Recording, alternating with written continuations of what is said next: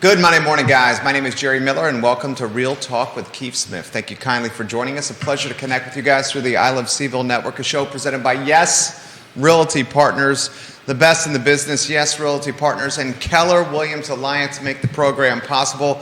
Now is when you want to count on people you trust.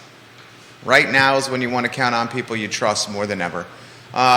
We will get to as many comments as humanly possible, and I see them flying in. And as expected, Deutsche Bank and Credit Suisse are on the tips of everybody's tongues today. Before we get to that, why don't we welcome Keith Smith to the program, Judah on a two-shot, and let's get Keith in the mix. Before we talk the nitty-gritty, before we welcome the comments, the commentary, and the concerns, why don't we update you, or you update us on what's going on, Keith, over there, health-wise. We saw some posts over social media, and we had some folks concerned, and we want to perhaps offer a little perspective. I'm getting texts from people watching the show going, so how much did you actually pee? I want to know. Let us know what's going on. Yeah, so, I didn't expect it. This is not what I was planning to do, but... you posted it on social media. Yeah, you're right. Well, I just posted the pee end of it, so... so I've got you don't have to go deep dive. You can just say what the P end of it was. Yeah, so what they're trying to do is figure out how the meds are doing, and should I have to do IV drips once a month, or inject my stomach every day, which is what I'm hoping to do. Because otherwise, if I have to do the IV drips, I've got to go to Richmond once a month, and it's a whole day affair. So, but anyway, it's interesting. Never thought I would have to urinate into for 24 hours, and that's again not as easy as one thinks it is to do. Particularly at a certain age, when you get up a couple of times a night and have to do it. And I'll spare everybody the process. But anyway, you got to collect it, put it in a jug, keep it in the refrigerator. It's a thing. So what's all good? I won't know. I got to literally drop it off at the VA clinic after the show today, and then hopefully within an hour I'll know, and hopefully I'll get the answer that I want, which is inject my stomach. I know that's not a good option, but that's better than sitting with an IV drip all day once a month. So thoughts and prayers for sure, right? Thank you. Please, thank you. Yeah. It's we're trying to stop something from getting worse. So catching it early, that's good. Yeah, kind of. We hope. Yep. We'll find out. Yep. My friend, you've done some reconnaissance on the market. Now we shift to real estate and the professional world. The show is yours on those news and notes. Yeah. So, part of the beauty of sitting around having to urinate for 24 hours, you get to crunch numbers, right? And I've been wanting to crunch numbers, the end of the third quarter for our car footprint, and poor Judah, I didn't give him the slides until late, but we got a bunch of slides later in the week. Maybe we'll show everybody. I've got them ready to go. Excuse me, sir? I've got them ready to go. Oh, do you? Oh, really? Fantastic. Oh, wow. Look at you. Let's do it. Look at you. Hold on. Where's the clap of hands? Yeah. There we go. All right, Judah. Hey. So, not to bore everybody, but I'll just call out the jurisdiction, and you can put the slide up if you don't mind. But Charlottesville, what I did is I broke down single-family detached quarter over quarter sold. As those who watch the show, I drop out new construction because it just skews the numbers. But in Charlottesville, the end of the third quarter, and I just wanted to get a good jump on that. 100 units sold, 6 days on market, $455,000. The second quarter, which is, to Jerry's point that he's been saying all along as far as a bear market goes, there was 138. So we lost 38 sales from quarter over quarter, but the sales price went down. So the second quarter median sales price was $517, third was $455, so it went down $62,000 versus the first quarter. Right, first quarter was up by 90,000. So we'll ask Judah to run these slides through item by item, and if anybody's interested, we can talk about individual jurisdictions.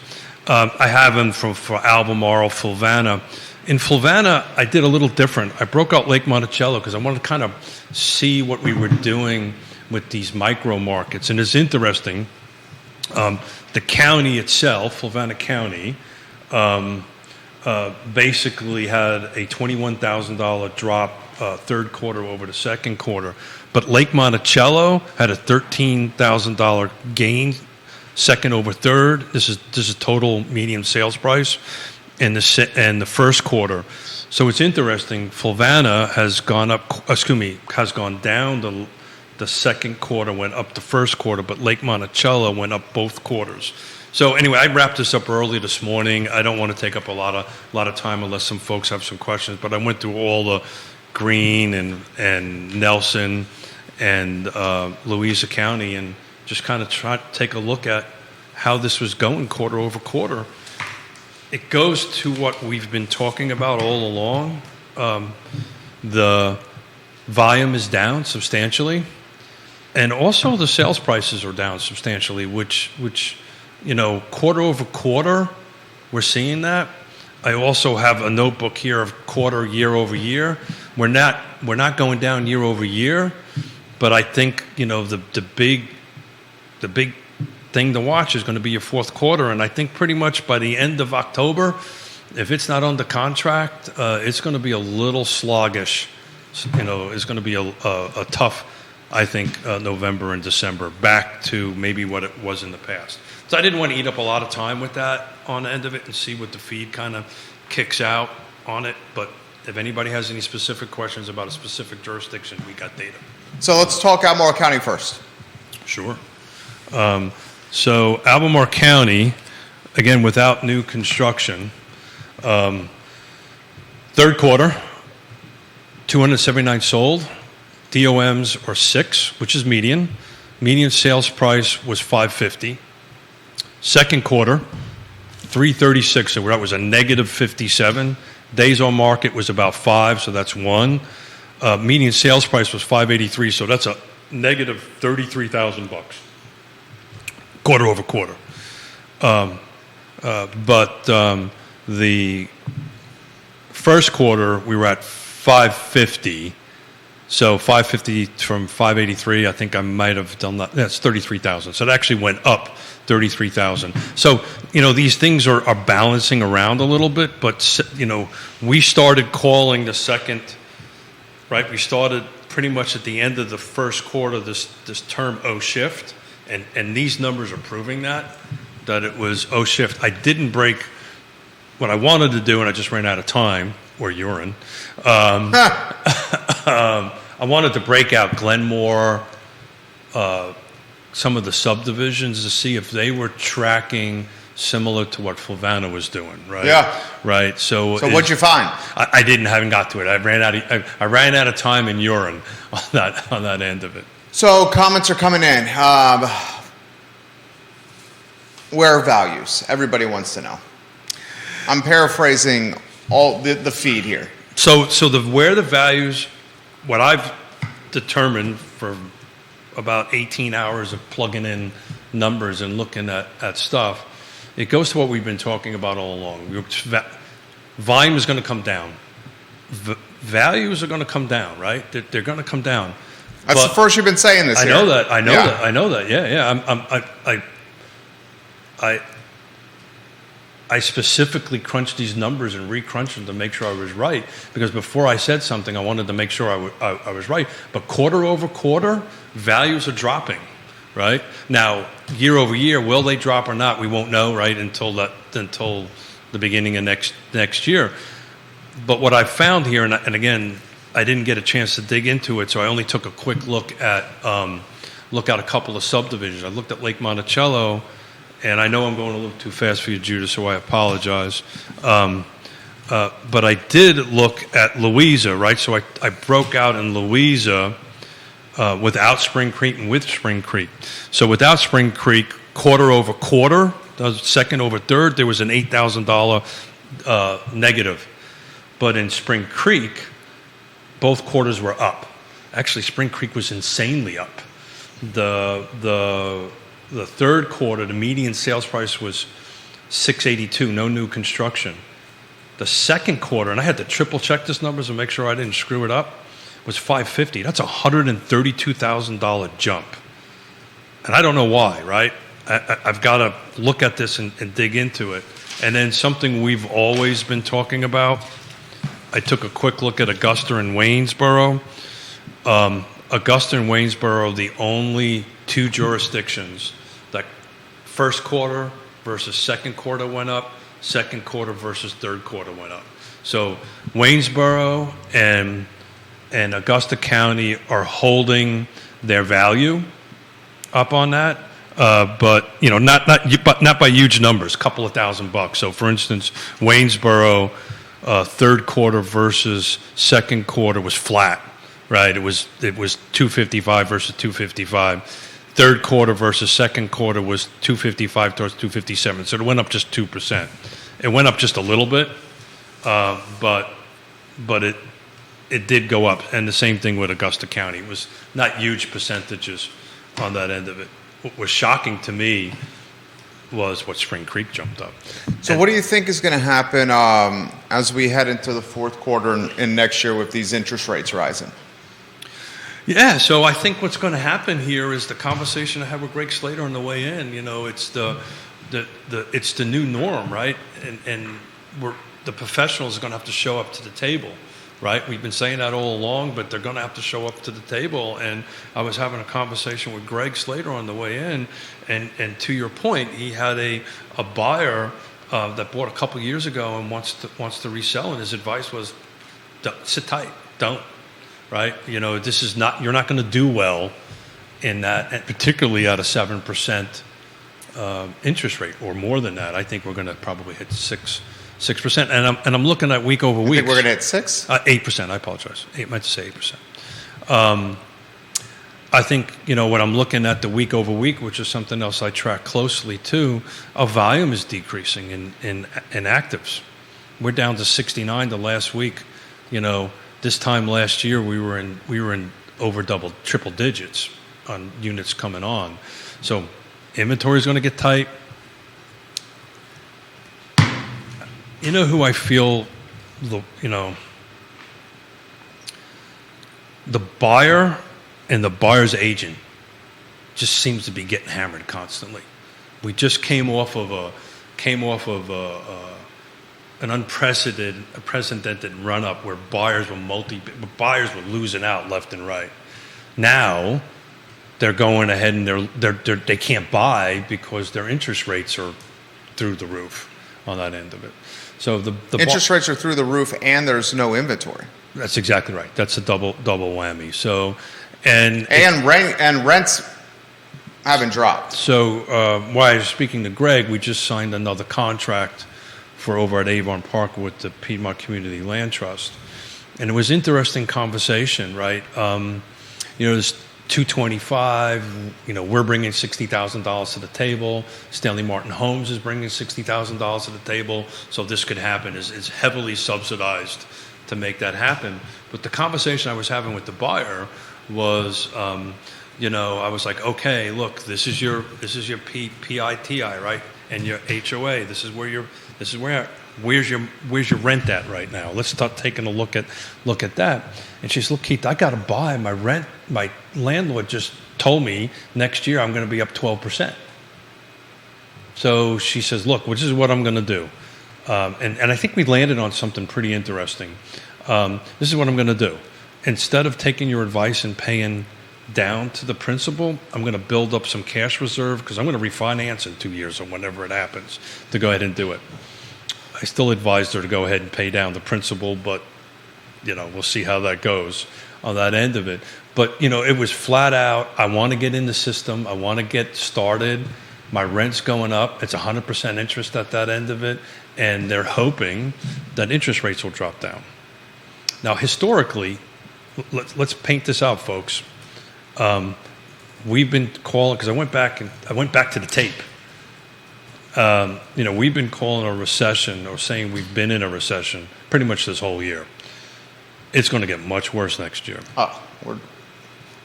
And if you historically look at it, we're in the first inning.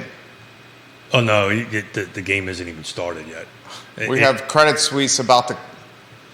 Oh yeah, it's going to be it'll be global. It's already started in Europe. For those who have folks that live in Europe, family to live in Europe like we do. It's already started in that end of it. Not only is inflation going through the roof, but the euro is taking a dive. So they're getting a double whammy, right? They're paying hundreds of percentages over on interest, and oh, by the way, the euro's not worth as much as it used to be. So it's a double whammy for them.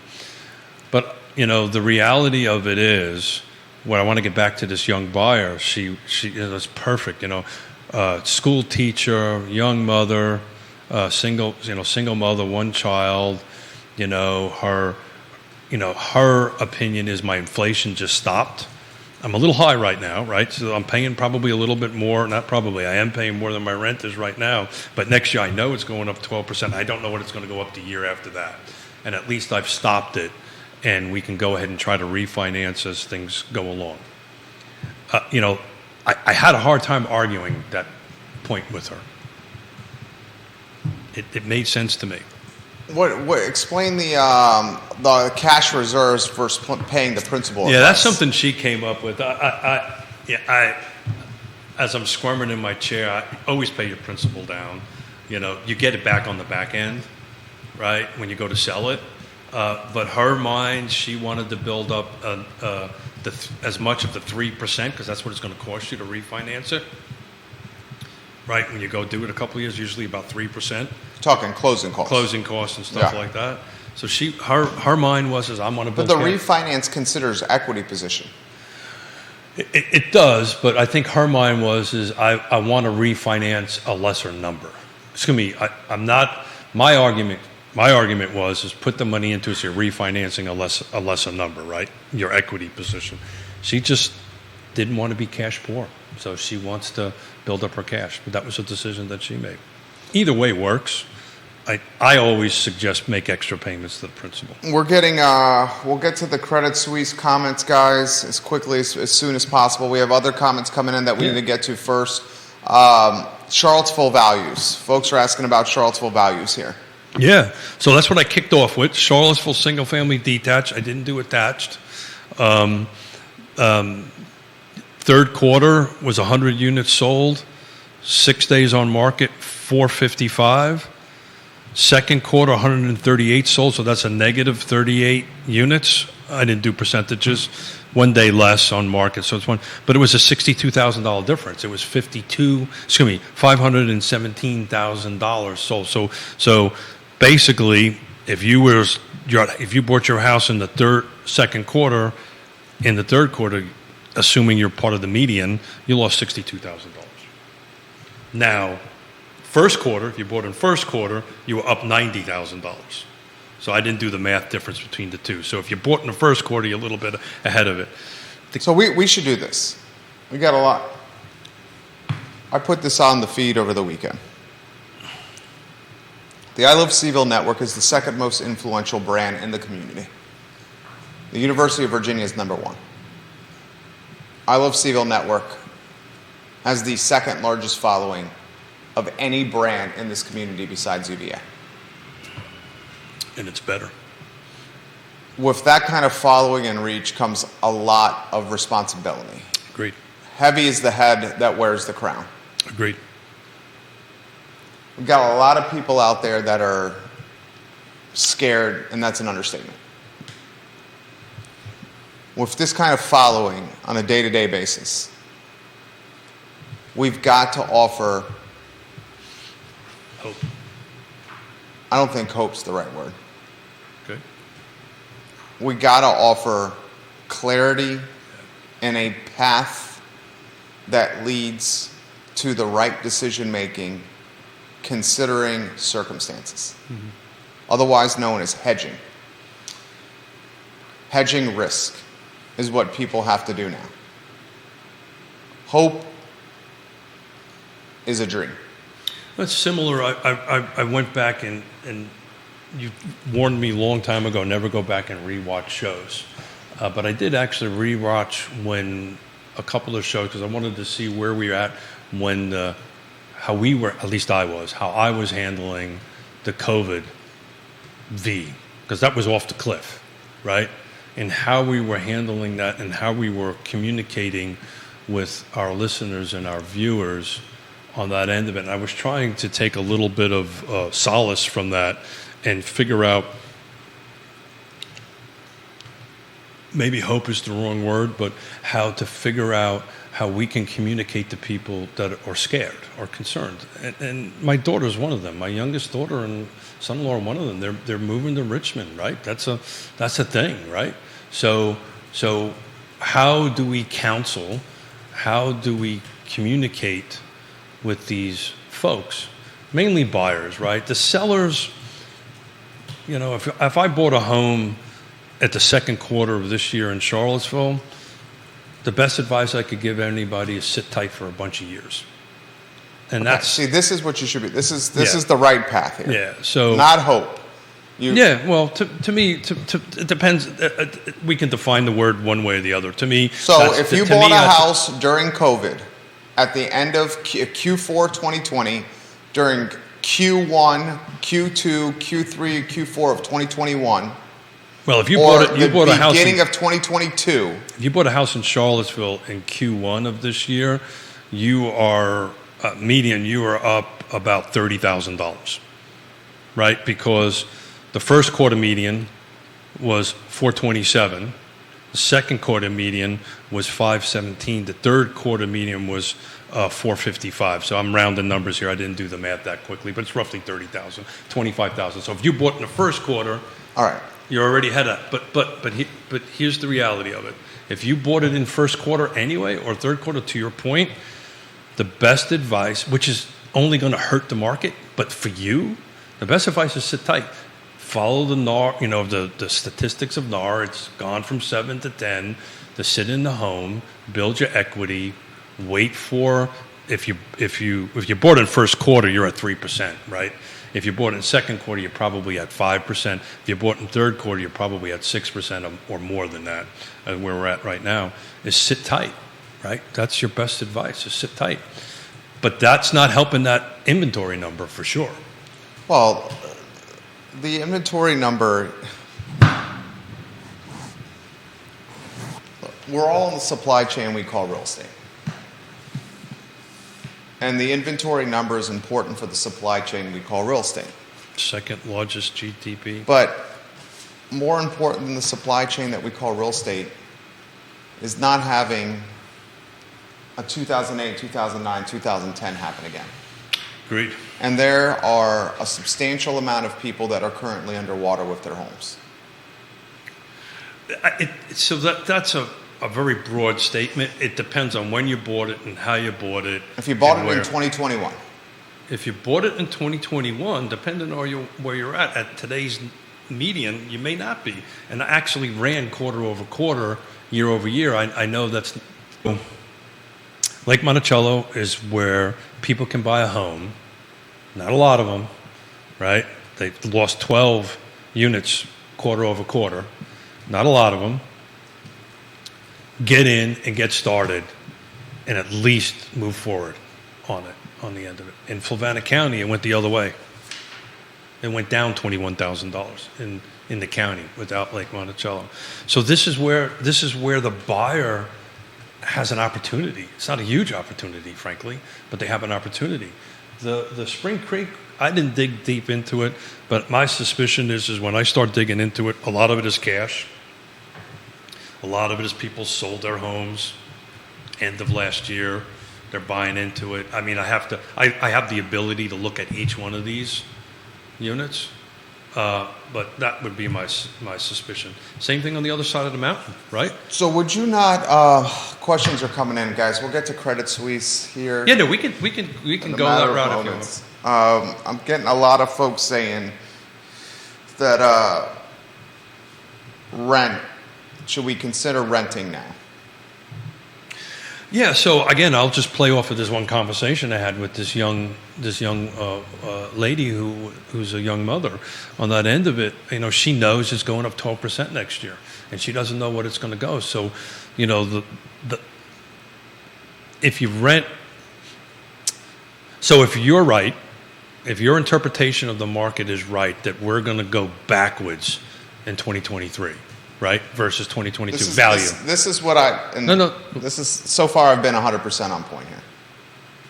Like literally dotting the I's and crossing the T's. Sure. We have interest rates that are going to go higher. We have 2023 from a stocks and equity standpoint that is going to be more volatile. Powell is going to raise rates in October and November another half point. He is going to each month. He is going to put us in a huge recession. We haven't seen the impact of Credit Suisse yet, Deutsche Bank yet. So we haven't seen the impact of Hurricane Ian and in construction in Florida. Thank you for bringing that up. And how that's going to impact cost of goods and how that's going to impact labor and subcontractors. First and foremost, we need to pray for everybody and get our thoughts and prayers out there. We haven't seen that yet. I've been through a couple of them. We all have. It's coming. Yeah, we all have. We haven't seen how that's going to impact labor and cost of goods. And the builders are backing off. Inventory is going to go down. Inventory is shrinking. We're both in agreement that 2023 is going to be the tough time. So I went back and looked at it. We are not... You said the game is just getting started. Oh, yeah. So, as someone who's a huge proponent of home ownership, because I understand personally what that's been able to do, I want people to get in buying a house. Oh, yeah, sure. All of us are on the supply chain that's real estate. We want this to be as strong as humanly possible. I'm also trepid that if someone buys something now or the next quarter or the quarter after, they're essentially buying at top of the market. So there's one little piece of information that you have not included in that. And it's something that I think this will chug along until unemployment starts rising. And that's when things are going to get really ugly. Credit Suisse is going to impact the world. Deutsche Bank's going to impact the world. What Powell is doing is going to impact the world. But when people start losing their jobs, right, and unemployment starts going up, that's when, okay, at least I've got a job and I can make my monthly payment, right? Or at least I have a job and I can now pay this extra 12% that's going to come up. When that number starts climbing, and this is very unique. We never really had, inflation at this number, Powell the Fed going up in the race that they're going, right? Without unemployment climbing with it. This is unusual, at least to my knowledge on it. But it's going to happen, I think. And I think it's going to happen part of 2023. And what I was trying to interrupt you, and I apologize for doing that, I actually saw an email back in 2019 that I sent to Michael Guthrie because we were talking about where do we think the real estate market's going to go flat or maybe down, and both of us called 2023, unbeknownst to us about COVID and all that great stuff, but just based on, feeling and being in the business as long as we have, and I think you're right. I think you're going to see 2023 flat. That doesn't mean we're not going to do business. We will do business. We will sell homes and help people buy homes. But the skill level to go ahead and make that happen is great. Got a contract that came in, and they put. If anybody's familiar with the real estate contracts, you can put in there the maximum interest rate. Right? They put 7%. We kicked it back. Said, yeah, that this isn't going to work. Right? So what happens is if it goes over 7% in the contract, they have a way to get out of the contract. Right? We said no. And up until now, you would never see that people would just leave that number blank. But there's a provision in the contract that you could say this is the maximum interest rate that I'm prepared to pay on that end of it.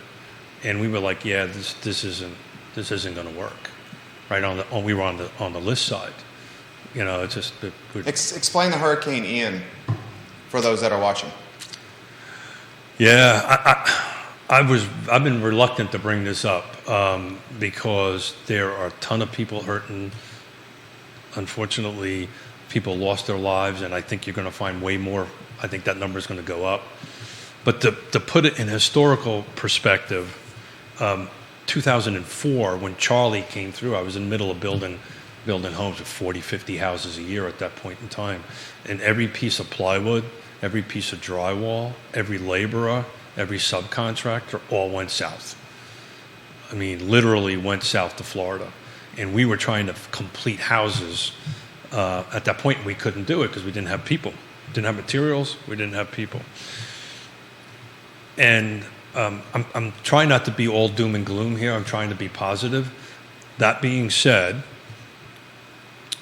the Credit Suisse, Deutsche Bank, the numbers we're looking at, our economic position is a bit precarious. Thank you, precarious. Yeah. Something like that really can put us over the edge. More so than Credit Suisse and Deutsche Bank's going to affect the world.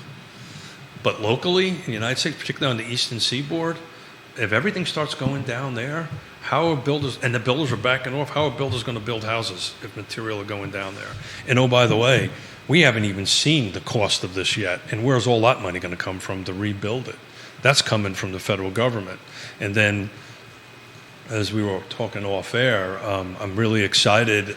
It's interesting. On one hand, I'm excited that an organization I'm part of has been shortlisted for UVA's affordable housing program over here, right?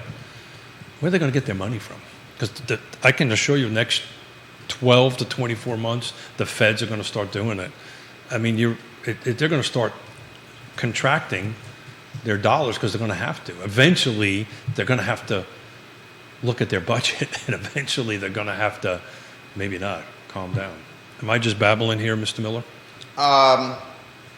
No. I think... But it's going to impact. The hurricane down in Florida is going to impact us here. We haven't seen it yet, but it's coming. It will impact us. I'm all for using the influence of the I Love CVille Network to stimulate and drive the local economy. All for it. I'm also very mindful of the influence and the reach. Agree. And why the folks listen is because they know it's consultation and perspective that is sincere and genuine, authentic, and with their best interest. And I'm hesitant to even say this, but do you consider suggesting, and I'm just talking in general, that perhaps that they wait out this storm with another 1-year lease? So everybody has to make their own personal decisions on that end of it. And we've said this numerous times on the show. Buying and selling, a lot of it has to do with, I've got to do it, right? For whatever reason. Right. Right. You hear from folks, divorce is going to happen, people are going to have So putting kids. that to the side. Yeah, because that's not... It's always going to happen. Yeah. It's not so divorce, I got a job. My son-in-law and daughter, they've got a job. They're moving to Richmond. They got to buy a house. They're about ready to have a child. They got to buy a house. So we'll put that to the side because we'll talk about how maybe we can help that buyer navigate this. But the seller that does not need this, and I mean, in saying this is going to hurt the other side of the equation, right? The buyer. But if you bought and you don't have to sell and you're making your monthly payments and you can put a little bit towards the principal, the best piece of advice is to hold tight. Now, as far as a rent goes, that's a decision. Rent will go up because what's going to happen here is we're not building any more houses. It's just not going to happen, right? We're going to hit this We've got 245 units coming on High Street. I got 300. Wendell Woods project. I got 325 coming in Fluvanna County. Yeah, we There's got the a couple- Southwood development coming. Yeah, Southwood development. There's a couple of thousand coming, but this Got is the Friendship Court project coming. there's all a bunch of, this is all time, right? There's a bunch of, this isn't stuff that's going to happen in the next 12 to 24 months, right? So the reality of it is, if you want to sit tight and rent, and that's the right decision for you after you consulted your trusted advisors, then that's the right decision, right? That's the right decision. On the other hand, you know, I may be wrong, and maybe we're overbuilding rentals, and maybe the rental market is due to stabilize and go back. I mean, nationally, rents are coming down. That data's been released. I don't see it around here, though. But a lot of these projects you just named aren't ready yet, right? So, for instance, in Fluvanna County, Colonial Circle, 50 to 60% AMI, it's a 125 unit rental thing. That will not be ready to be occupied probably into mid-24. They're going to start construction probably in the next 30 to 60 days on the foundation. It takes a good year and a half to build out a project that size. I'm just talking the building end of it. Forget about the subdivision side. Forget about the development side. That's just physically building that. So that's going to be mid-24 before those units enter the market. And if I'm in a unit and this young lady's rent just went up 12%, she made a decision to own. But these are. I don't see the rents around here going up 12% year over year.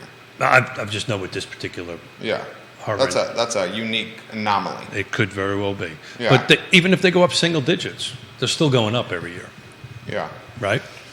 And we're all for getting people in houses, and we're all encouraging anybody that's watching the program to buy a house, get in a house, talk to a trusted advisor, use local lenders, use the people in the supply chain that are local. Absolutely, but sometimes So. I'm trying to So this is when the pros show up. be a devil's advocate here to Keith, and I see the comments that are coming on the feed from the viewers and listeners. Yeah, sure. That I'm paraphrasing on their behalf. But these are the times. Again, I tend to forget cameras on, and Mike on. It's just me and you talking. So I every once in a while I got to remind myself. I have this obligation, right? That you talk about all the time to folks.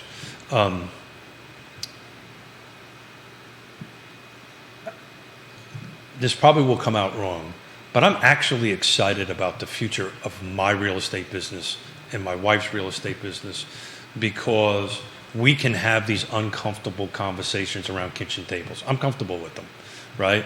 We can bring the knowledge of many years of doing this to the table and have that conversation around the kitchen table. I think you guys are going to do great because you guys have the experience and you've been there and done that. I think you guys are going to do great, undoubtedly. And let's cut to the chase. You're the only agent in Central Virginia that's got his own talk show. Well, thank you to you. That's a huge market differentiator versus your competition. I want you to hear what I said. That's thanks to you. Appreciate that. Thanks to you, because I would have never done this if you didn't. And as we talked about on Friday, like in times of difficulty, like having something that makes you stand out is paramount. Yeah, it's interesting. So I'm going to open my heart a little bit here. I love having fun on the show.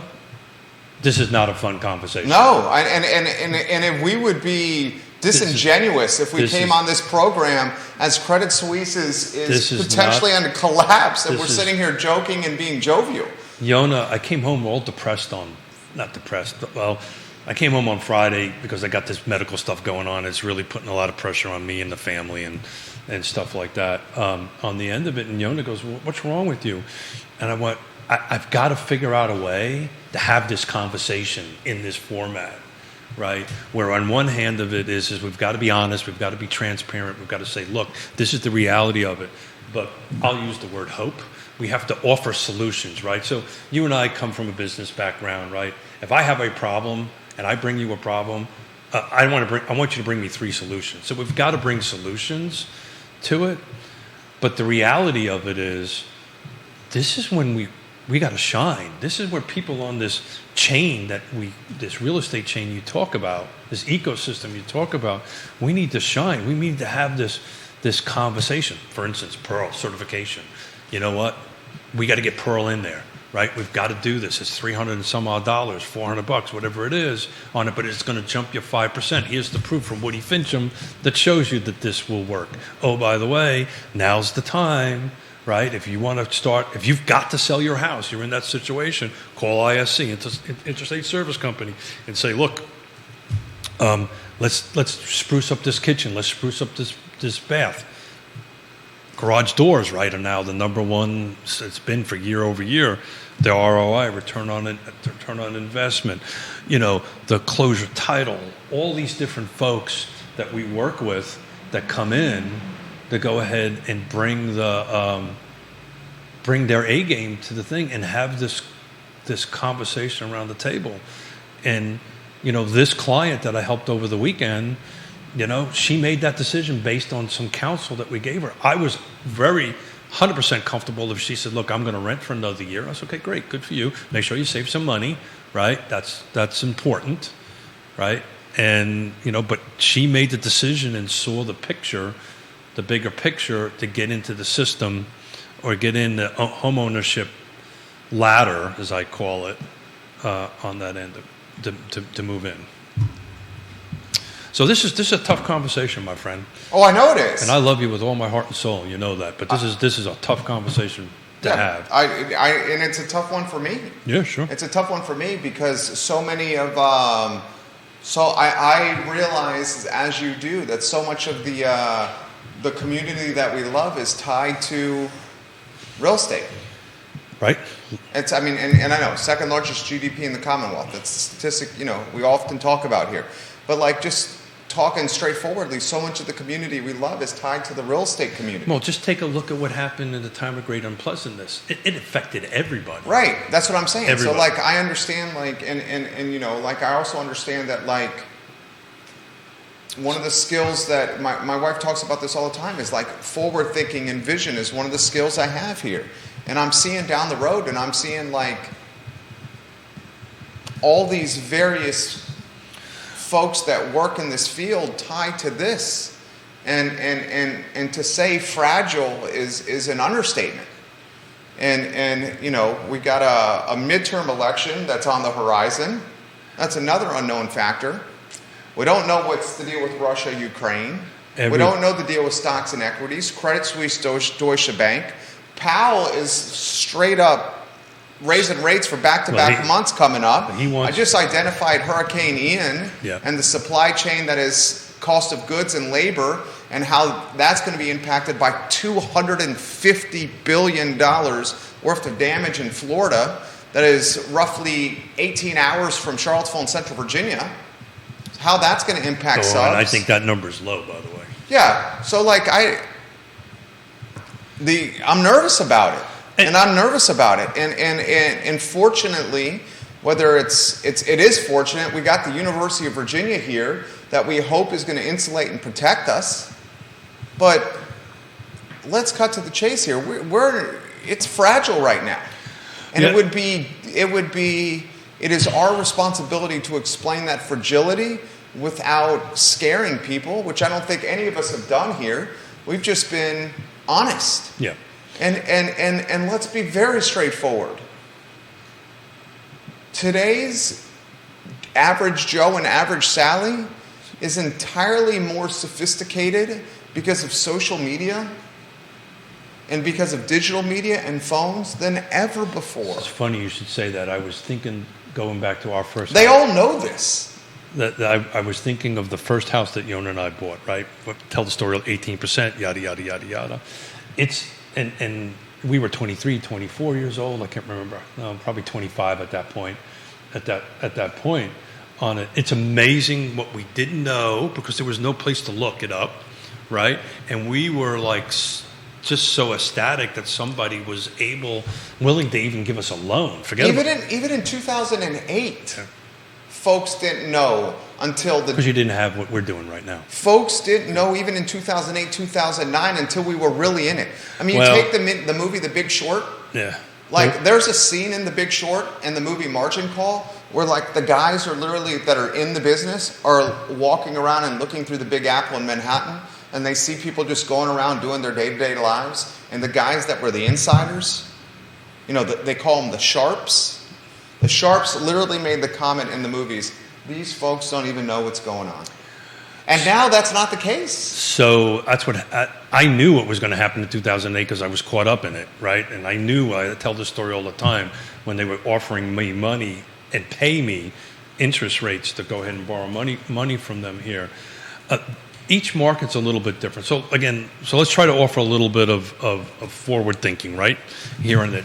Again, if you bought a home in Charlottesville or Albemarle this year, you're going to sit tight for a while. Right? That's the most straightforward thing you said here on the show today. You're going to sit. Well, I said it earlier, but you're going to sit tight.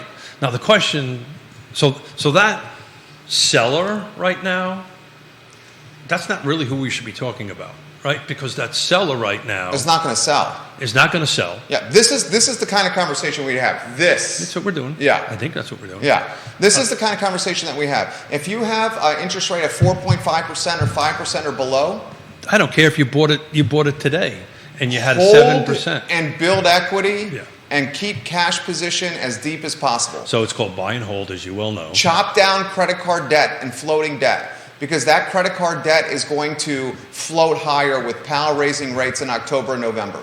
There's a reason your monthly payments are higher than they've ever been. It's because the floating debt is getting more difficult to so you might want to keep in check. You might want to define what floating debt is, so people. Credit card debt. Yeah, got it. So your credit card debt is tied. I know, but some folks may be watching or listening may not know what that means. Yeah, credit card debt is tied to prime. Tied to prime. PAL is raising the credit rates. card debt, your development money is tied to that, or what should we your call automobile it? loans. Your automobile's tied to that. Yeah. You know, we learned that. You know, we're fortunate. We have zero credit card debt. Right, whatever we put on, we pay off every month. That is fortunate. Right now, the country is at the highest credit card debt in American history. Only because I remember all too well 2008 going forward.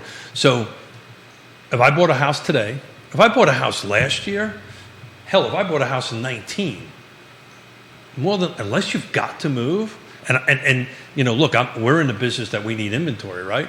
But the reality of it is. And John Blair said this. Explained this very well. That seller, the math is the math. The reality of it is that seller isn't moving unless they have to, right? Unless there's a job relocation, God forbid a death, something, a divorce or something like that. And that's the reason the inventory is dropping. These sellers don't have to sell. They don't have to sell. They sit tight, right? And if I was at 3%, 2%, 7%, 6%, 8%. But take my wife and I. Take Keith and Yonna, you're 100% right. We had this is why people like the content we do. We had an offer on the show that was eye-popping. Yeah, you mentioned that. On our house. Mm-hmm. Eye-popping. Where are you going to go? Not just where we're going to go. It's this eye-popping offer. The money that we walk away from, the bag of money that we walk away from, we're going to put 20% down wherever we go. That 20% on whatever we would buy now doesn't go nearly as far as when we bought in March of 2020. So on top of that, the interest rate we got in March of 2020, 4%. Now it's, call it 7%, 3 points higher. So the down payment doesn't go as far, and then the monthly payment is substantially more. In some cases, twice as more. So there's another side to this. So if I bought a single-family detached home in 2000, hold on a second, let me get back to Charlottesville since we've been talking about Charlottesville. Make sure I got my numbers right here. Just give me one moment, please, folks. So if I bought a home in 2018, so that's 5 years ago, in Charlottesville, single-family detached. The median sales price on that was $360, right? So I held it for 5 years. I held it for 10 years. My value will go up. Not huge numbers, but it will go up. And as I start paying my mortgage payment down, my extra payment, my equity comes up. The reason I'm bringing this up is Keith and Yonna are in this spot, right? Right. We're in our house for 20 years. We have some really, really good equity and appreciation in our house, right? If Mrs. Smith convinces me to move on that end of it, I'm going to end up with a chunk of change. And if the market is softening a little bit, I'm in a great position to buy at that point. Does that make sense? Yeah. Right? To go ahead and do that. So again, to offer positive, and be an advocate for buying and holding, that's an example, right?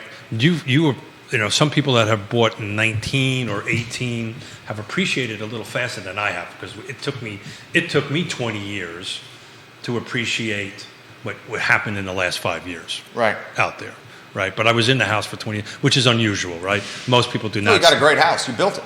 I built it, and I got my stuff. Yeah, you like your toys. I like my toys. I got my stuff. One of these days, I'll actually take you fishing on my boat. I haven't been in it for 2 years. But anyway, it's sitting in the driveway. I'm looking forward to that. It's sitting in the driveway on that end of it. I'm actually looking forward to doing that without this and just going out and having fun on that end of it. But it's interesting.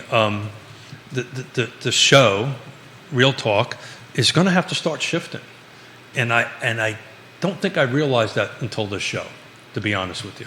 I realized it on Friday a little bit, trying to figure out how. I know how it's got to shift. Yeah, I know you do on that end of it. But I'm speaking from my heart out that it has to shift. But I also want to be the voice of saying, okay, this is how we can do this together, folks. Right? This is exactly what we did when COVID hit. It's literally what we did. We had masks on. We were doing what we were doing, but we offered a path forward. This is how the show should shift. And you have a lot of responsibility too. I think. Path, Real Talk should offer clarity on how folks on the real estate supply chain, every niche and vertical, can hedge risk at a time of uncertainty and volatility. Sure. So and if you become the voice of minimizing risk at a time of uncertainty and volatility, you will gain market share. And I'll be honest with you, that's who we are anyway, right? It's just how do we, and it's amazing. This is 3.5 years. Today show was 347, I think, somewhere along those lines. I may have my numbers. Yeah, 347 out that way. And the show has always changed, right? It's changed, because right? the market changes. Well, the market changes. It's 3.5 plus years. Everything changes. So, I do want to do exactly as you said, but I also want to have a little fun too doing it, which I'm looking forward to Halloween, because Batman and Robin will be back again. Yeah, we're going to be wearing tights. No, we're not going to be wearing. Batman and Robin is going to be. Batman and Robin are going to be wearing tights. Absolutely, Batman and Robin are going to be wearing tights. So we talked about the sell side, right? So if you don't have to sell, and this is not good, but people are not going to like hearing this about the inventory. It's going to hurt it, right? There's not going to be enough foreclosures to really impact it, in my opinion, on that end of it. It might impact it a little bit, but people are going to sit tight. Keith and Yonna are going to sit tight. Mr. and Mrs. Miller are going to sit tight and wait for, maybe if Mr. Morris is right, the interest rates drop to 4 or 5%. Now, again, historically in recessions, by the way, mortgage rates do drop. So that there is a likelihood that could happen with, if it does or not, that's yet to be told. But historically, if you take a look at a bunch of recessions, as you got deeper into the recession, right, the mortgage rates drop. So that could be the case. We'll get to comments here. Grayson and guys, we haven't had a chance to get to some comments here. We've been paraphrasing them here because it's tough commentary. Here's a great one from Grayson Long watching the show. Keith, I know this show is awkward for you because you represent the real estate community and much of what you do is tied to real estate, including your livelihood. I want you to realize, though, that this awkwardness is what we're looking for in our household. Yeah. It helps us decipher what we need to do in these trying times. Please continue doing talk shows like this where you're offering clarity, as Jerry said, and volatility, because that's why I watch this program. So, thank you. I will continue to do that. So we are, if I remember correctly, they own, if I'm not mistaken. Yes, in the city of Charlottesville. They own in the city of Charlottesville. So depending on when they bought, the advice that I gave out, it's probably best to sit tight and hold for a little while. Now, depending on what year they bought and you know what their interest rates was and what their appreciation is, and of course the best piece of advice I can give anybody. Again, I wasn't able to convince this young lady who bought the land trust home, but please pay down your principal. Extra couple payments to your principal. Woody Fincham. Hey, Woody. We bought in 2017, 2.7% rate, and we are not moving anytime soon. Yeah. Makes no sense to move, but it's going to become normal, and the market will react accordingly. Absolutely. This is an appraiser, Fincham and Associates, one of the offering best that out perspective. There. So how are we going to have this conversation? And this is what I would do if I were you. And you're the 22. executive producer of your show here. But this is what I would do if I were in your shoes, and you're the voice of real estate, which in a lot of ways you've become because you're the only one that has his or her own talk show. Got it. You come up with plans of attack for Real Talk that help people hedge risk. Got it. Well, I appreciate the term hedge risk, but that's not a term I'm going to use on the end of it, but I understand what it means. I understand what it is. That is the scenario we're in right now. Yeah. People's 401ks and retirement accounts are down 25 and 30%. So I'm going to change the words around a little bit. What we want to do is help people make the right decisions for them. That's hedging risk. Okay, well, I'm going to use the term make the right decisions for them and their family on that end of it. Because, you know, everybody's different.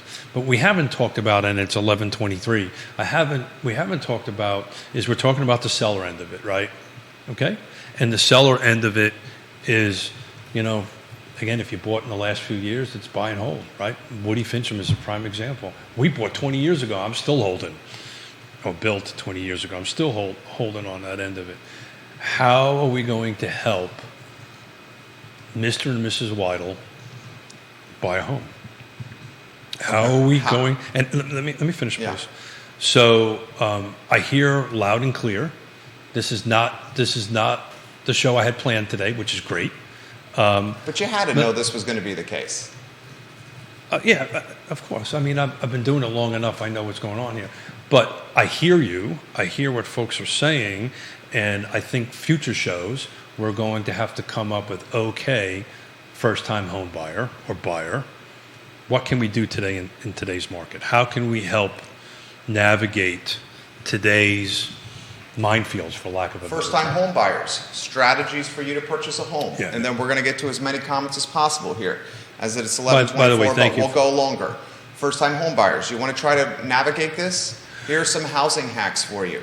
Consider purchasing a house and then potentially renting out some rooms to help you with some mortgage payments. Would it be uncomfortable? Sure. Is it going to help you navigate a monthly payment that is going to be much higher than you anticipated? Yes. First-time home buyers, you want some strategies to help you?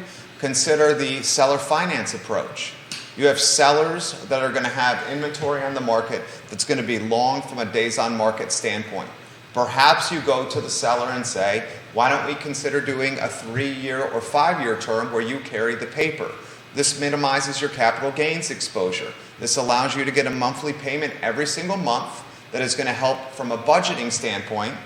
And then after 3 or 5 years, you're going to get the entire month, the entire nut of what's left on the on what the buyer owes you. That's another one. Rent to own. I wouldn't be surprised if rent to own becomes a reality again because interest rates are so high. Consider the rent to own path if you're a first-time home buyer. First-time home buyers, consider the multifamily approach. Your mom, your dad, your grandparents, maybe your siblings are in tough financial times right now because of every factor we know. Maybe you buy a house and you consider the multifamily approach to help with your overhead. These are house hacks. These will help you as a first-time home buyer. All of the above would work. In fact, I personally have done 2 of 4 of those myself. This is the type of consultation that if we air on this show and on this network, people will galvanize toward. Yeah, but we want to pick some of that apart, right? Because a lot of that is not as, if we want to, it's not as easy as what we've said, right? Because I've done seller finances. I personally have done seller finances on that end of it. So I've noted them down. These are hacks, as you talk about. They can do that, but they're going to require a bunch of time to talk about what's the pitfalls of seller financing. Let me finish, please. What's the positive? What's the negative of it? Is that best for you? We just can't blanketly say that. No, out. I said it's a suggestion path. I understand. Yeah. That. You gonna let me finish? Yeah. So I have the entire show. Thank you. So renting rooms, that's a great idea. We've all done that. But will your HOA allow you to do that? Of course they will. Of course they won't. You're not LMOA. You're not allowed to rent. You're not allowed to have somebody who's not related to you inside your house. Charlottesville City has that rule and just doesn't have anyone that enforces it. Just, Albemarle County but has I can that tell rule. you, like I know that firsthand. I can tell you, Lake Monticello Owners Association, because the next door neighbor drops a dime on it. I've seen it happen. My next door neighbor did that, and we didn't do it, but somebody did it. So there's little holes that we're going to have to punch out. So multi-generational is a big thing. It's growing. I think it was 14% of the market last year. You're going to see that grow even more on that end of it. But these are all great house hacks, as you noted. But they do, there is another side to it. It is, we have to help people guide them through that process. Stephen watching the program, and welcome to the program, Beth Marcus. Stephen watching the program. Yes, Jerry, this is exactly the kind of stuff that we are looking for. Woody Fincham, foreclosures will become an issue if the employment levels shift. Agreed. Powell made it clear we need to shed some human capital. Employment drives residential markets. He also said, be careful on seller-held notes, seller finance. If the seller has a mortgage, it could trigger a call. Do not do a seller finance deal if you're the seller, if you still have a mortgage. Well, if you trade your house in a seller finance capacity, your mortgage 100% will be called. Well, yeah, exactly right. So you want to do it if you don't have a mortgage. Correct. You can't do it if you have a mortgage. Oh, you can. You can do it if you have a mortgage. You You'll just just have to lose get the down payment that covers the nut that you owe the bank. Yeah, correct. If you have you gotta a pay it. house You and gotta you pay owe it. $200,000 to the bank, you need $200,000 That's from the exactly buyer. right. That's Then you exactly pay the bank, and then you can finance the house. But as far as the seller side, the 1031 exchange, depending on where they're at, is a great path on seller finance. 1031 exchanges work on investment properties, not personal residences. Depends on how much money you have and your net worth and all that kind of great stuff. So if you're over $500,000 for a couple, it could impact it on that end of it. Yeah, so you're 100% right. If seller, don't do seller financing as a seller. Don't even be part of a seller financing thing if there's money out there owed, because the bank is not going to let you do it. You can do it if the money you get covers the nut you owe to the bank. Yeah, so now what you're saying is that I'm going to do seller financing in your scenario. I got to bring $200,000 cash to the table. That's not going to happen. First-time home buyer. The seller finance doesn't have to be $200,000. Yeah. If the owner of the house has $25,000, he owes the bank. Yeah. Usually or $30,000. And I've done enough of these over the years. Generally, as you noted, they're paid off. They're free and clear, right? They're already paid off their home. They bought it in cash. They've been in their house for 20 years. So Keith and Yonna Smith could seller finance our house because our loan is minuscule. Well, yeah, less than minuscule. But yeah, so we could do that, right? We could do that. We can get X amount of dollars in that kind of thing and help somebody buy the house. Now, the buyer who's buying my house isn't the first-time home buyer, right? That's not who's going to buy that particular house. If you created a show that navigated this market and helped buyers and sellers navigate this market with non-traditional strategies, yes, your business would boom. Yeah, but we also have to help people through traditional strategies because they were not around.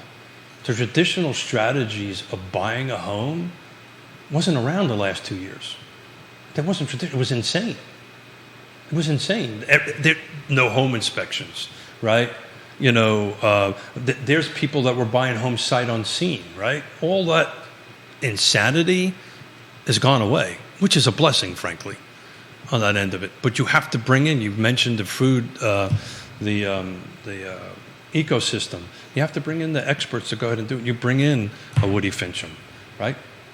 And they say, I am what they call the ambassador, the land ambassador for Keller Williams Alliance, the Keller Williams National. And I get these phone calls all the time. Hey, help me through this thing, so forth and so on. And there was a client that a real estate agent called me out of Richmond and said, look, I don't know how to evaluate this piece of property. I said, well, pick up the phone and call Woody, call an appraiser, and have them evaluate it for you so you do it. And this agent goes, I never thought of that. So we're going to have to think outside of the box, right? The box that we've been in the last 2 years has been so, Jonathan wants to know how the seller finance approach works, Jerry. Do a show on seller finance deals. Sure. I mean, I've got notes. I've been taking notes feverishly. I bought a So I'll explain. great chunk of the Macklin building was all seller finance deals. Not a single bank finance unit in this building. So Not a single one. So we bought a rental. The one rental we have, we bought it in seller financing. And how it happened was a client of ours, just to walk you through how it works, was a client of ours, had a bit of a family tragedy happen, didn't want the cash, the whole cash. So I said, look, how about we do a seller financing? It was paid free and clear. We put 10% cash down. We negotiate. Non-refundable, 10%. It's non-refundable. Negotiated a pretty darn good rate. This was last year, so it was the rate that was going at that particular point in time. Generally, seller finance deals are done 1 point above market. We were exactly 1 point over market, and went through the normal closing process. Reached out to Bill Tucker, Charlottesville Settlement, closure title, had them work up the first deed of trust. This is not difficult to do. We can put this stuff together. Went ahead and closed it. I did a 7-year balloon with a 30-year amortization. So in 7 years, I've got to pay that off. And I actually negotiated the deal that if I sell it a little bit earlier, there's a bonus to the other owner, a percentage of the interest that he would lose if I sell it prior to 7 years. If you sell or refinance. Sell or refinance. If I make his loan go away, yeah. There's an incentive to him that he gets paid a percentage over. It's a percentage of the interest he would have lost. Because this particular seller wants the 7 years of payments, 84 payments. Because this particular seller knows if he gets 84 payments, he's going to make more money in the house than if he sold it in real time. He gets 84 monthly payments at X amount of interest per month. Then he gets the entire remaining balance paid on the 85th month. So he makes more money on his condominium or townhome than if he sold it on the market. So it was a rental property. So then he now has the runway to work with his CPA to say, okay, I'm going to get paid X amount of dollars 7 years from now. How can we protect myself from a tax thing? And it works. Tax planning and minimizing capital gains exposure. So it's funny because Yonna and I want to buy more rentals. The only way I'm ever going to buy a rental is this way. And if you want to do that, all you got to do is go into GIS and figure out who doesn't have a mortgage anymore. I think what's going to happen. Here's what I think is going to happen.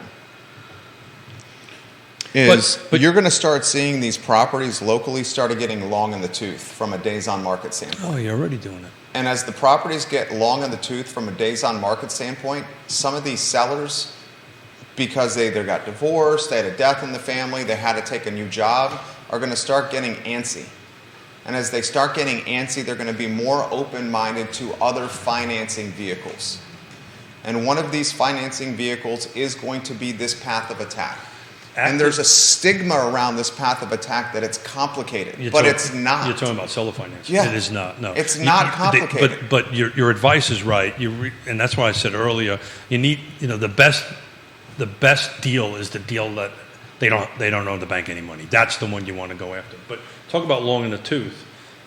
Or you could look at the GIS and say when they purchased it. If they purchased it, say, 22 years ago, you'd be like, they have 8 years left on a 30-year term. Then you can run a simple amortization schedule of when they purchased it, what the interest rate was, what they likely put as a down payment. Then you can extrapolate what money is left on the property. It's funny. And then you just put the down payment based on what you think the money is left on the property. So the last time that the market was the way it was, I would actually show up to listings and say, yeah, you've got about this much left on your mortgage. And well, how do you know that? I said, well, it's really simple. All you got to do is... This is not complicated. This is arithmetic. If Smith can do it, it's not that complicated. It's arithmetic, yeah. But to talk about Charlottesville, long in the tooth, active right now, single-family detached, no new construction. There's 38 homes available, 29 days on the market. Now, it's not this 60... day, which is my magic number in this area. Nationwide is around 90 days. When we start getting close to 60 days, that's when this whole pendulum is going to switch. But the median list price is $467.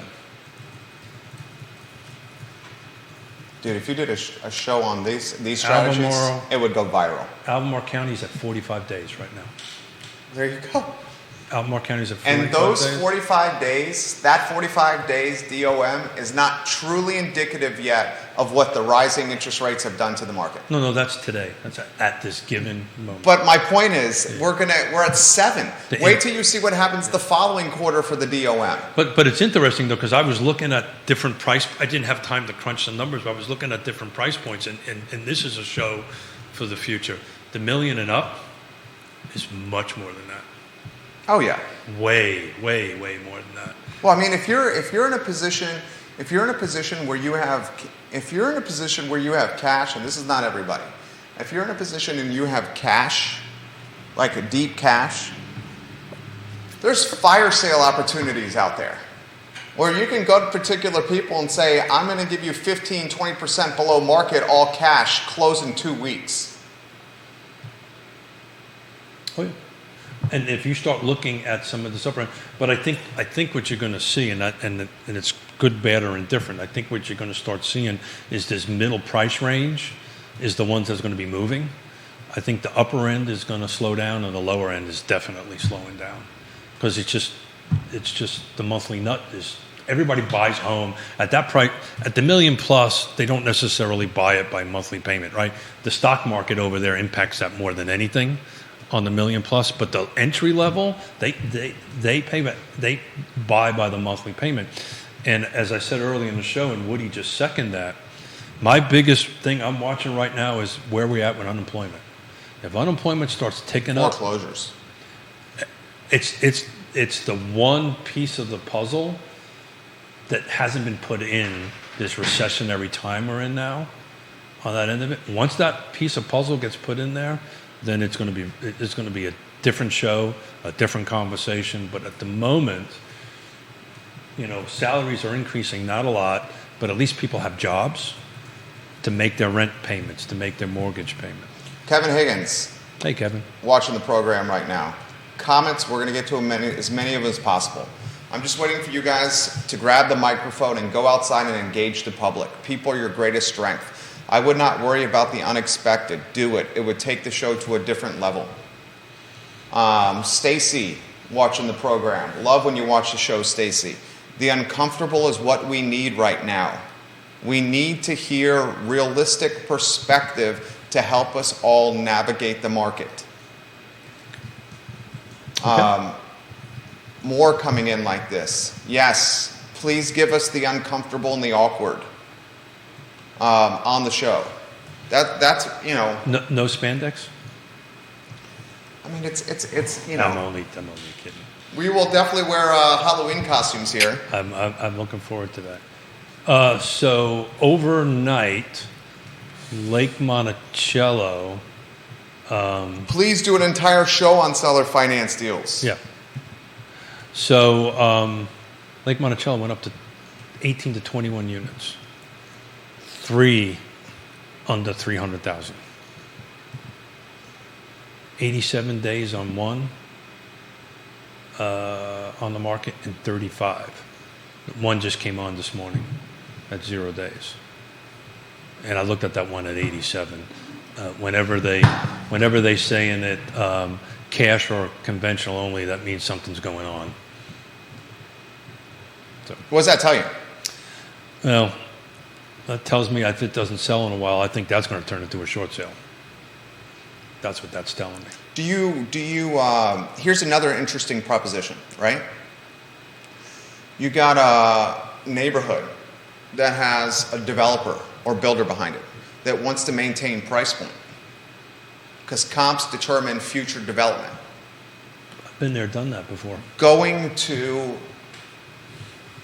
that scenario and saying, I'll help you maintain price points because comps determine future development and future phase 2, 3, 4, and 5 iterations, and going to the phase 1 iteration and say, we can maintain your price point at closing time, so it's recorded at this number, which you need, but we're going to create a financing vehicle or scenario that's going to be advantageous for me. And that could be seller fi, could be the rent to own. Well, the bigger builders have their own financing programs. They've always had their own big financing programs. But it's interesting, and actually I'm talk about a future show. I'm working on trying to bring some folks in from Stanley Martin Homes and back into the custom to do that. But I'm already seeing it. Stuff that you haven't seen before, like free upgrades. Finish the basement. That's what I'm saying. Finish the basement. Yeah. Finish the basement, right? So what that does is creates equity out of the gates. That's exactly right. So what happens so that people understand that. So if I am going to go ahead and get $50,000 worth of free basement for and then them, what can you do? Well, what happens? What records? It records, so the builder wins. Everybody, and then the community starts growing in valuation. And then the buyer can take that $50,000 finished basement and all the upgrades, get the house reappraised in 12 months, 18 months, 24 months, and then refinance. So that's a question for Woody. Watch. Yeah, I know that. I would not want to answer that question. I would want Woody to answer that question. I don't know if that's going to be $50,000 that you get instant equity, and that's something that Woody can answer for us. So if I'm building a house and my builder is giving me $50,000 worth of credits in the basement, does that connect to my appraised value, right? I don't know the answer to that, but Woody would. Great question for you, Woody. And so if that's the case, then what we're batting around makes sense. If Woody looks at that and goes, no, I'm not going to give you that valuation for that, then it's not the case on that end of it, right? But logic would say, and I'm not an appraiser, I don't even play one on a Facebook talk show, right? But if they give you $50,000 worth of, but the point I'm making, that's what's starting to happen. They're paying closing costs. 2 years ago, that never happened. That was like, you want a house? Here you go. So they're paying closing costs now. They're going ahead and giving upgrades, which is what they used to do, prior to 19 and 18 on that end of it. They used to give you upgrades, and that's starting to creep its way back in. Travis, welcome to the show in Danville. I still need to make it out to Danville, Travis. Spencer, he's right. He's right, Keith. These are the type of topics we want to hear. Okay. Got it. I got notes all over my book here. I know this was not the fun show you wanted.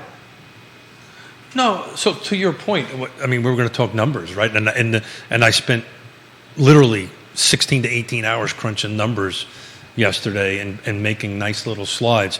All you got to do is look at all the red, right? There's a bunch of red on this, right? So it's. You're in a very unique position. And it's why you're in this unique position is because of 350 shows. Yeah, 347 shows. 347 shows. Yeah. You have a brand. You've become an institution.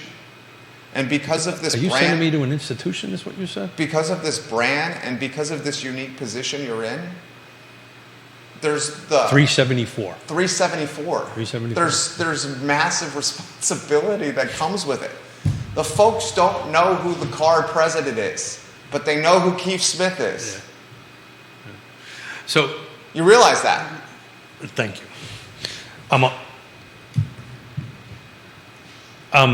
It's always easy in great times. Anyone can pick, I was having this conversation with my dad. Anyone's a great stock picker in bull markets. You truly realize the value of someone who can decipher data in a bear market. The thing that I've always say about myself, I'm always right about the things that are not so rosy. I just want to be right about the winning lottery ticket numbers every once in a while on that end of it. Look, I hear you. I hear everybody on the feeds, and I get it, and I understand it. And I couldn't figure out, Yonna couldn't figure out, I couldn't figure out why I was so blue, other than this medical thing I got going on Friday and through the weekend. And I think today helped me through that. So I want to say thank you to everybody. Let me finish, please. Thank you to everybody on the feed, listening, and you, Jerry, on it. I think I got some clarity today, so I appreciate that very much so. Absolutely. And I'm feeling that perhaps you may, because I know you quite well, I spent a lot of time with you, I have a feeling that you may be leaving here a little blue. Yeah, I mean, nobody, look, everybody likes to talk about rainbows and puppies, right? Right. And have fun and all that stuff. And, 374 shows ago, I made a commitment to myself that if I wasn't going to have fun, I don't know if I wanted to do this any longer, right? But now the reality, look, I'm a Marine. I served our country. I got blown up. My health problems I've got is from when I was in the service that, frankly, have no way going backwards. If I can stabilize it, I'll be freaking lucky on that end of it. So I understand service. I understand giving back. And now this is what I have to do, right? This is where we're at. And we have this format. And I truly mean this looking at you. Thank you for doing that. Absolutely. I couldn't figure out why I was so bummed out. And look, again, I'm going to go hug a puppy. I'm going to go hug Liza, and I'll be all fine. I'll be fine with that. I also just this personal stuff going on is a little bit heavy on my mind too, to be honest with you. So if I'm being transparent and honest about it. And Wednesday you have? Wednesday's got Scott Morris, so we're going to dig into this stuff. Yeah, that's a perfect guy. We're going to dig into this stuff, and then Friday, depending on how my piss test goes. Well, either way, Neil will be here regardless. Yeah. Either I'm going to be in Richmond getting an infusion, or I'll be sitting in this seat. Either one of the two. So either way, Neil Williamson. Either way, Friday. Neil Williamson. Yeah, we're very excited about that. So these are the perfect, as you said, these are the perfect people for this. For exactly what we're talking about. Because did you see his retail tax I white paper? I saw that. Did you notice that the retail taxes are going flat? They're not going in the right direction. Right. Which only means what? That's going to mean the jurisdictions are going to raise real estate tax rates. That's exactly because right. the retail taxes are flat or going down. Well, it's even worse than that, right? Your assessed value is going to go up, and the real estate tax rate. And the real estate's going to go up, and I, and Neil will correct me if I'm wrong because he always does. I can't remember but once or twice that a jurisdiction's budget went backwards. It doesn't go backwards. It never does. Yeah, Nelson County would be the exception. Yeah. Nelson County would be the exception. Right. So here's your triple threat. Charlottesville, Fulvana County, Albemarle County, Greene County. Your budget's going up, right? Because it always does. Your assessed values are going up, and your interest rates are going up. I'm at a point now with my house. It always was. Literally, if you were to take my house and go a couple of miles over into Albemarle County, it was worth about $100,000 more. That's not the case any longer. And my cash out of my pocket, every year is almost, in Fulvana County, I have to calculate in my HOA, right? Because I'm talking about out in the county, not in like Glenmore or some other subdivision. I'm on par, man. I'm paying the same amount of money in Fluvanna County as somebody that would own 2 acres, because I'm on 2 acres, in Albemarle County. And we're way over. I'm sorry. I just realized we're at 11:51. And guys, we're not going to get to the comments. As many as we'll save them. We'll save them for Wednesday. Real Talk with Keith Smith. Thank you. Multiple people are saying thank you, and this is what they want. Yeah. Thank you. I got more, Jerry, folks. I got more out of today than I ever provided to anybody. I'm literally about ready to tear up. It's the Irish in me. I'm a bit emotional. So I got more out of today, more out of what you provided, what the listeners and the viewers provided, than I ever gave. So thank you. Real Talk, guys. He's real. That's the reason we're calling it. He's straight. It's Real Talk. Literally, the name is so applicable right now than it's ever been in the history of the show. Well, I think that because the history of the show has been a bull market. Well, until the last 90 days. So, bull, bear, all this stuff. I'm talking about emotions, right? When COVID hit us hard, and that was that deep V, people were scared. But that was short. Well, very short-lived. And then the response was. But people, very vertical. 100%. But people at that, I went back and watched them, the few shows, and we were calling this V, and everybody. I mean, I got emails and texts that I shouldn't be saying that. I was doing wrong. This is going to be long and protracted. I'm not being considerate of other people. I mean, I got all kinds of nasty remarks when we did that, but we called it. It did the V. You called it perfectly. No, we did. Yeah. This is different, though. You're 100% right. This is different. This feels different. It is different. But we're going to offer some clarity. We're going to help people navigate through this. And we'll do it together, Jerry. Thank you. Absolutely. Keith Smith, Jerry Miller, Judah Wickhauer is the director of the show. The I Love CVille show is up at 12:30. We're going to have as guests the women behind Anna's Number 5. 46 years of legacy in this community. And we will showcase their journey as businesswomen, entrepreneurs, and as a family that has served 3 generations in the Charlottesville and Central Virginia and UVA community. A show that will undoubtedly go viral. Thank you kindly for joining us. We will see you in about 37 minutes. Take care. That right there, tell us when we're on.